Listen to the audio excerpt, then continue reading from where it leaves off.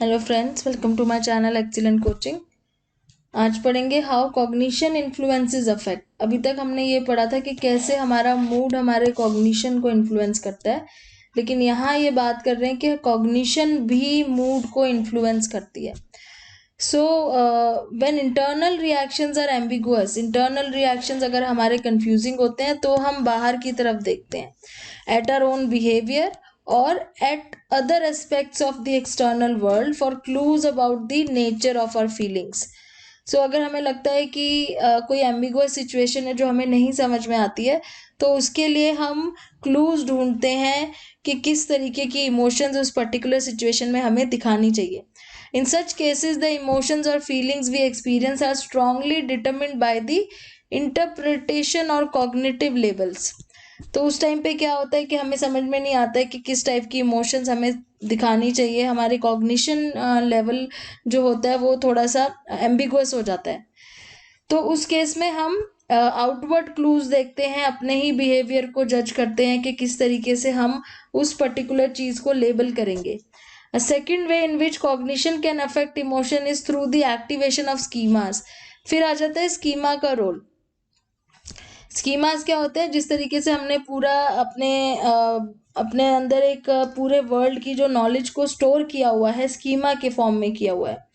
So if we label an individual as belonging to some group or schema for this social category may suggest what traits he or she probably possess.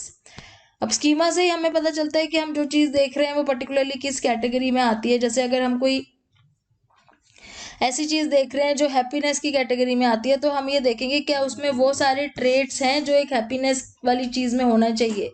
मतलब कि जिस चीज को देख के हमें happy लगता है, क्या वो पर्टिकुलर सारी चीजें उस चीज में है जो हम अभी देख रहे हैं. तो उसके इसमें हमें स्कीमा हेल्प करती है उस चीज को पहचानने में. In addition it may also tell us how we feel about such person. और ये भी हमें स्कीमा से पता चलता है कि हम किस तरीके से फील करते हैं उस पर्सन के लिए. जैसे कि activation of strong racial ethnic religious schema और स्टीरियोटाइप में exert powerful effect upon our current feeling of mood. तो जैसे अगर हमारे स्कीमा में पहले से ही रेशियल थॉट्स हैं या कुछ रिलीजियस थॉट्स हैं, तो हम उस चीज को, वो चीज हमारे फीलिंग्स को भी चेंज कर देती है. तो यहाँ पे क्या है कि हमारे कॉग्निशन हमारी फीलिंग को चेंज कर रहे हैं. अगर हमारा थॉट बहुत स्टीरियोटिपिकल थॉट है, हम किसी के बारे में कुछ पहले से ही ऐसा सोचते हैं कि जैसे सपोज हम ये पहले से मानते हैं कि इस पर्टिकुलर ग्रुप के लोग जो हैं वो बहुत ही डिस्गस्टिंग है, तो हम उसको देखकर हमारे कॉग्निशन का यूज करेंगे और हम उसे ऐसा एक्सप्रेशन दिखाएंगे जैसे कि हम उसकी रिस्पेक्ट नहीं करते हैं. तो यहाँ पे हमारा कॉग्निशन हमारी फीलिंग्स को कंट्रोल करेगा, ना कि हमारे फीलिंग्स हमारे कॉग्निशन को कंट्रोल करेंगी. Our thoughts can influence our reactions to emotion provoking events. जैसे anger and resulting aggressive emotivation can often be reduced by apologies. अगर कोई हमें apologize करता है, कोई हमें सॉरी बोलता है, तो उस टाइम पे एंगर या अग्रेसिव बिहेवियर कम क्यों हो जाता है, अग्रेसिव मोटिवेशन कम क्यों हो जाती है? क्योंकि देखो, किसी ने अगर अपोलोजाइज किया है तो वो हमारे कॉग्निशन में जाता है, हम उस चीज को परसीव करते हैं, उसका मीनिंग समझते हैं, तो हमारे रिएक्शंस कम हो जाते हैं, फीलिंग्स रिड्यूस हो जाती है, एग्रेसिव फीलिंग कम हो जाती है. तो इस तरीके से कॉग्निशन हमारे अफेक्ट को भी चेंज करता है. Anger can sometime be reduced और prevented by techniques like thinking about events other than those that.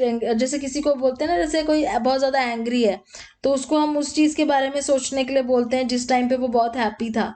तो उस टाइम पे अगर वो अपने कॉग्निशन को ही चेंज कर ले, अपनी थिंकिंग को कंट्रोल कर ले, चेंज कर ले, तो उसके मूड्स में भी चेंजेस आ जाते हैं. तो इस तरीके से थिंकिंग जो है मूड को इन्फ्लुएंस करता है.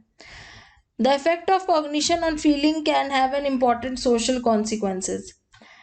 Now, in sum, as everyday experiences suggest, there are indeed many links between affect and cognition.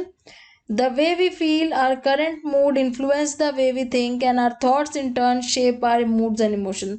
तो कह रहे हैं कि इन दोनों का आपस में बहुत ज़्यादा ही जो है रिलेशन है, क्योंकि कई बार हम जैसा फील करते हैं हम वैसा ही सोचते हैं, और कई बार ऐसा होता है कि जिस तरीके से हमारी सोच होती है, हमारी मूड्स और इमोशंस भी उसी तरीके के होते हैं. तो इन दोनों का रिलेशन काफ़ी ज़्यादा है आपस में. फिर बात करेंगे कल्चर की इमोशन में, कल्चर वाइज इमोशन में कैसे फ़र्क आ जाता है, क्योंकि कल्चर वाइज भी इमोशंस बहुत अलग अलग तरीके से एक्सप्रेस किए जाते हैं।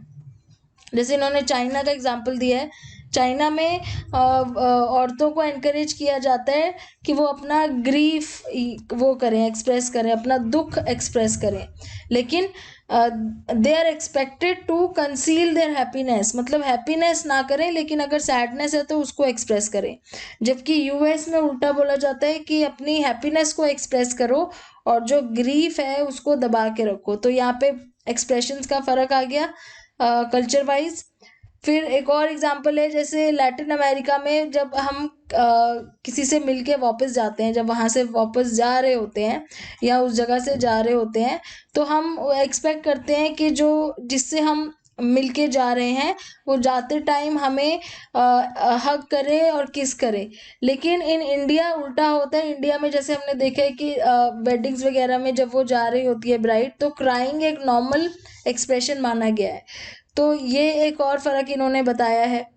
एंड देन प्लस ये कह रहे हैं कि कई बार क्या होता है कि जैसे कुछ इमोशंस तो बहुत ही ज़्यादा यूनिवर्सल होते हैं। जैसे सपोज अगर कोई विजुअली इम्पेयर्ड अगर चाइल्ड है, तो उसने तो बाय बर्थ ये कभी देखा ही नहीं होगा किसी को कि कोई स्माइल करता है तो वो कैसे करता है, बट स्टिल जब भी वो हंसता है तो वो स्माइल करता है, वो बच्चा गुस्सा होता है तो फ्राउन करता है उसी तरीके से जैसे बाकी करते हैं।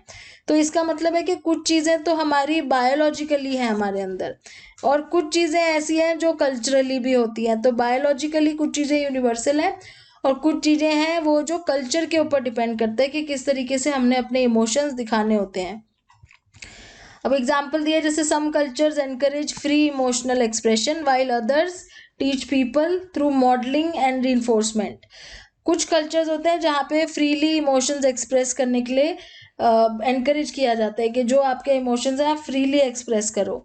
लेकिन कुछ कल्चर्स होते हैं जो कंजर्वेटिव होते हैं, वहाँ पे मॉडलिंग के थ्रू और रीइंफोर्समेंट के थ्रू सिखाया जाता है बचपन से कि हमें अपने इमोशंस को पब्लिक में रिवील नहीं करना होता ज़्यादा। Second, learning has a great deal to do with the stimuli that produce emotional reaction. तो इसमें लर्निंग का भी काफ़ी ज़्यादा रोल है, क्योंकि हमने फोबिया का जैसे कि पढ़ा था कि फोबिया भी एक तरह की कंडीशन लर्निंग होती है। तो हमें क्या चीज़ करने अवॉइड करनी चाहिए, वो सब चीज़ें भी लर्नड होती हैं इमोशंस के केस में भी। एंड उसके बाद सोशलाइजेशन प्रोसेस का भी रोल आ जाता है। जैसे एशियन कल्चर में एक एम्फेसिस होता है कि कलेक्टिव एफर्ट पे। कलेक्टिव एफर्ट मतलब एक साथ चलना और सबको साथ लेके चलना, सोशल कनेक्शंस को इम्पोर्टेंस देना, एक दूसरे पे डिपेंडेंट होना, एक दूसरे को सिंपैथी दिखाना, रिस्पेक्ट करना। और शेम मतलब कि एक दूसरे के सामने जो है बिना सोचे समझे कुछ ना बोल देना। इस टाइप की चीज़ों को सोशलाइजेशन के थ्रू सिखाया जाता है। बट वेस्टर्न साइड में थोड़ा उल्टा है। वेस्टर्न कंट्रीज़ में एक्सप्रेस करने को ज़्यादा एनकरेज करते हैं इमोशंस को। वो अलाउ करते हैं कि आपको कोई भी अगर इमोशन है तो आप उसको एक्सप्रेस कर सकते हो, छुपाने की ज़रूरत नहीं है। तो वहाँ पे शेम का कोई रोल नहीं आता है कि अगर आपको कुछ फील हो रहा है जो आप फील कर रहे हो तो आप उस इमोशन को दिखा सकते हो। तो ये कल्चर का फ़र्क आ जाता है। और नॉन वर्बल क्यूज का भी फर्क आता है कि कैसे हम अपने बिहेवियर को यूज करके अपना इमोशन एक्सप्रेस करते हैं। जैसे गेज होता है, गेज बिहेवियर मतलब जैसे किसी को लगातार देखना। और जेस्चर्स और पैरा लैंग्वेज और प्रॉक्सिमल बिहेवियर मतलब कि किसी के कितना पास खड़ा होना है, कितना दूर खड़ा होना है, इन सब चीज़ों में भी फर्क होता है कल्चरली। इसमें एक एग्जांपल इन्होंने दिया, जैसे चाइना में हैंड क्लैप जैसे इंडिया में क्या होता है किसी को अप्रिशिएट करने के लिए हैंड क्लैप होता है, in China it is an expression of worry और डिसअपॉइंटमेंट। ऐसे ही एंगर जो है चाइना में वो लाफ्टर के थ्रू एक्सप्रेस किया जाता है एंगर। तो अगर गुस्सा है तो वो लाफ्टर के थ्रू एक्सप्रेस करते हैं। तो ये यहाँ पे जेस्चर का फ़र्क आ गया, बिहेवियर का फ़र्क आ गया।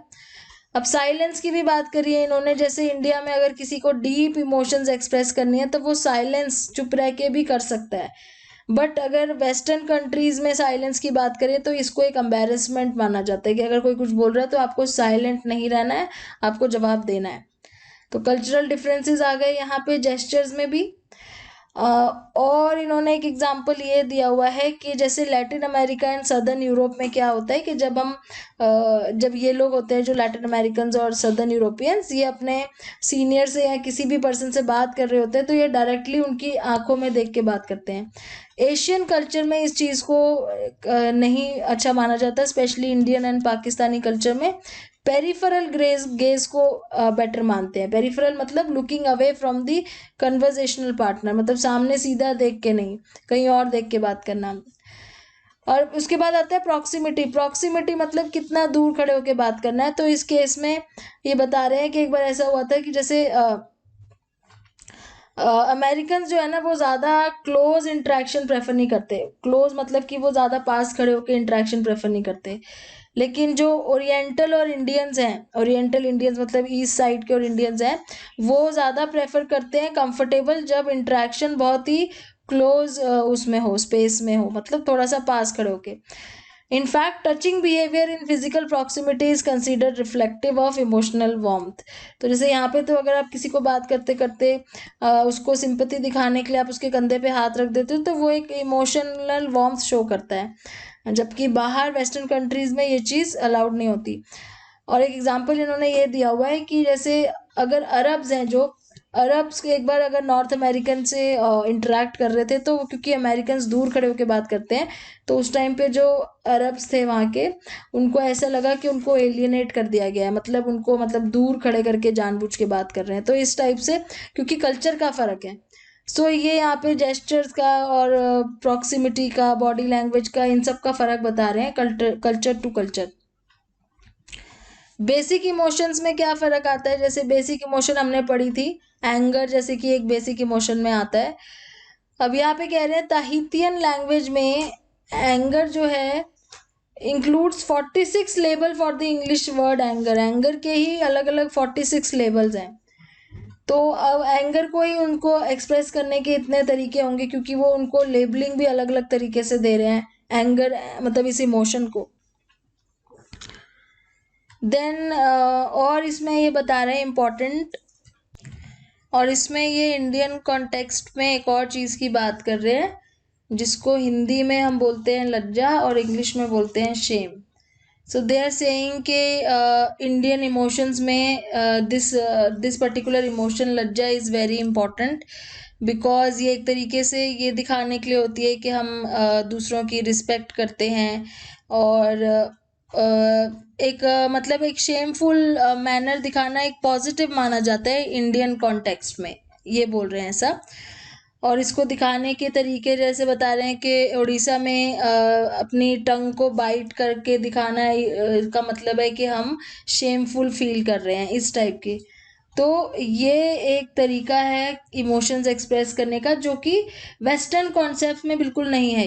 ये लज्जा या शेम का जो कॉन्सेप्ट है वो वेस्टर्न कल्चर्स में बिल्कुल भी नहीं है। तो इस तरीके से ये कल्चरल डिफरेंस बता रहे हैं कि कैसे कल्चर की वजह से इमोशंस के एक्सप्रेशंस में और इमोशंस को अपने बॉडी लैंग्वेज से कैसे शो करना है उसमें भी बहुत डिफरेंस आ जाता है। तो यहाँ पे ये इमोशन वाला आपका जो कल्चर वाला पार्ट है ये ख़त्म हो गया। नेक्स्ट वीडियो में हम स्टार्ट करेंगे द रस एंड भाव थ्योरी ऑफ इमोशन। तो ये क्योंकि हमारा इंडियन कॉन्सेप्ट है रस एंड भाव, रसा एंड भाव, तो इसको नेक्स्ट क्लास में करेंगे। Thanks for watching.